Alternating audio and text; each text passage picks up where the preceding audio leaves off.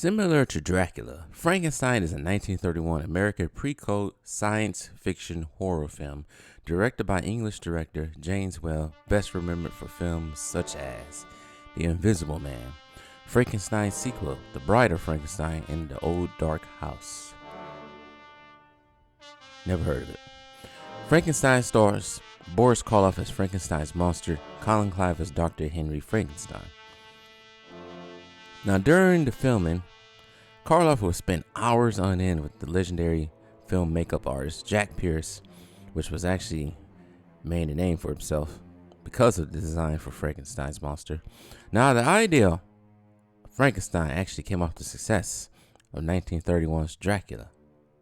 And also, this wasn't the first Frankenstein film. There was a previous Frankenstein film made in 1930 that was silent. So I guess they wanted sound this time. But anyways, Universal wanted to make up the losses they suffered from the 1930s from bad decisions. Originally, Bela Lugosi was to play the monster. Actually, he was actually played the scientist, Dr. Henry Frankenstein. That's what he wanted, but he was held back by contracts and to keep Lugosi's name on the bill. I think it was to keep it top on the bill. Regardless of what that means. If you know what. Yeah, I'm not going to get into that. After many makeup tests, Lugosi left the project and regarded to be one of the worst decisions Lugosi made in his career. To add, Lugosi, Frankenstein's monster, was different from Karloff's monster. Now, the original director, Robert Florey, wanted the monster to be a killing machine. Lugosi rejected the idea with great anger. Lugosi was stated saying he was a star in his country and not a scarecrow in the U.S. Quoted. Well, Lugosi was out of the picture. Karloff and James Whale would step in. With Whale rewriting the script, Florey was credited for the script, uncredited, but his name was not on the bill. Now, Frankenstein was adapted from Mary Shelley's 1818 novel of the same name. Now, the novel and the film are a little bit different. I think the novel is a little bit more, I wouldn't say humanitarian, but more romantic type, romanticism, I think. This one was just straight up horror, to a point. Now, in the novel, the creature wasn't described as a monster, unlike the film. Now, the Frankenstein's design was what we all know and love, originated from this film, because in the book it was described a little bit different. Now, let's get into this plot. The film starts with Edward Van Sloan coming from behind the stage curtain, breaking the fourth wall to warn us about how scary this film is. This opening was parodied by The Simpsons with their first Treehouse of Horror episode, with Marge stepping behind the veil. I'm not going to get into what Sloan said. I was going to try to memorize it. Moving ahead, we head to Bavarian Alps where we meet Henry Frankenstein and his hunchback assistant Fritz. Or Igor, which one you prefer, but in this movie it was Fritz. It wouldn't become Igor till later. They're trying to piece a body after stealing body parts from a graveyard. In his lab, Henry wishes to make a human, which he's almost done with. He just needs a fresh brain. He receives the brain, sending Fritz to go get a fresh brain, but that doesn't go as planned. Fritz kind of fumbles the bag, but Henry has to use the corrupt brain for his new human, which probably leads into bad ideals and anyways. As the storm begins, Henry chooses a storm to bring his human to life. Meanwhile, Henry's fiancée, Elizabeth, worries about Henry's behavior. Henry discovers from Henry's former professor that Henry basically wishes to be God by creating life.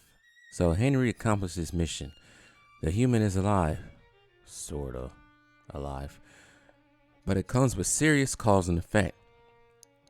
Now, the Frankenstein monster seems innocent with his childlike behavior, but the monster doesn't like fire, so he tries to attack Henry and Fritz. They chain the monster, but Fritz teases the monster and chokes Fritz out. Henry realizes this monster is too much, so he tries to kill it by jabbing it with a powerful drug. The monster falls to the ground seemingly dead. Henry faints after dealing with this monster for so long, but now he is scheduled to get married to Elizabeth. Henry's former teacher, Walderman, tries to dispose of the monster, but gets clapped by the monster, meaning he died. The monster escapes into the wild. The monster encounters a little girl who plays with the monster a game. The monster and the little girl throw flowers into the lake, but the monster mistakenly, I guess you can call it mistakenly, but the monster throws the girl into the lake, drowning the girl. Now, I actually thought this scene was very funny, but side note, this scene was actually cut from the original run, but it was added in during the 70s. It was cut because it was too much. Showing the little girl getting killed in the 30s was a big no-no.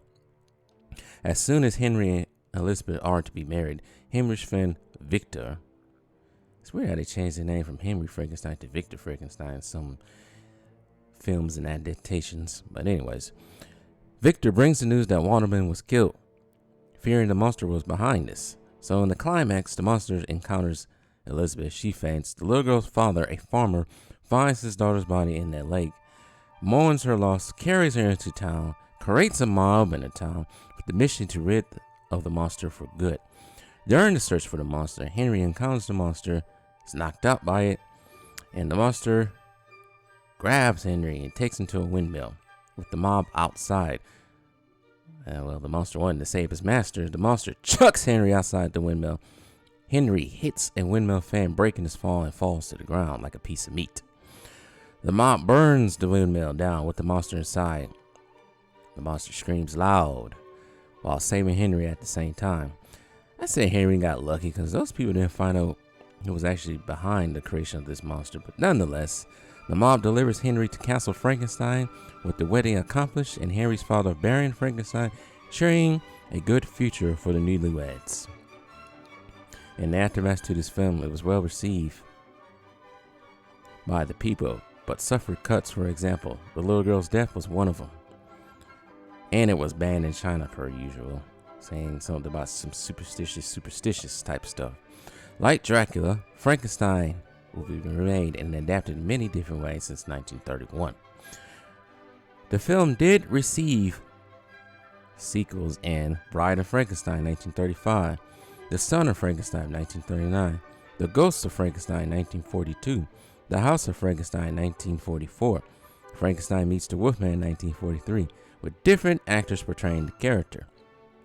Boris Karloff would only portray the character 2 more times in Bride of Frankenstein, with the monster finally talking, and Son of Frankenstein, all under the Universal banner. Now, after the film Abbott and Costello Meets Frankenstein, that was pretty much it for Universal using the Frankenstein monster. Well, now there was the Hammer films of the late 50s and 60s and 70s, but those were mostly under Warner Brothers, and other studios would take a crack at the character. Frankenstein, over time, would become one of those legendary film characters and icons. Universal wouldn't use the character again until 2004, with Van Helsing starring Hugh Jackman, where some of the character's origins were differ. Currently, Universal has plans to reboot the monster. Originally, the Frankenstein monster was to be used in that failed Dark Universe, the one with 2017 Mummy, with Javier Bardem as the character. Didn't happen. Rumor has it that James Wan of The Conjuring and Aquaman, might be behind pushing the film. Currently, during the month of October, Universal has a maze for their Halloween horror event pertaining to Frankenstein called The Bride of Frankenstein Lives. It's not that bad. It tells a story during the maze. Pretty cool. As of now, this film is alright. It has stand the test of time. Many horror film aficionados do watch this time to time. At this point, Frankenstein films are good in my book. 1931's Frankenstein has been the blueprint for future films, and hopefully Universal can make an equivalent to the 2020 Invisible Man and not 2017's Mummy. Please don't make that up.